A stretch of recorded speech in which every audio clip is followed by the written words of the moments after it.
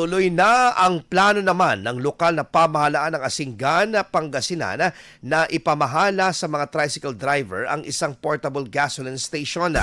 Isang proyektong layong magbigay ng karagdagang kabuhayan suporta sa kanilang sektora.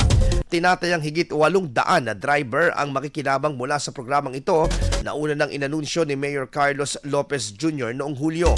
Ang proyektong ito ang kauna-unahan sa lalawigan ng Pangasinan at inaasahang magsisilbing dagdag na pagkakakita ng mga driver bukod sa kanilang araw-araw na pamamasada.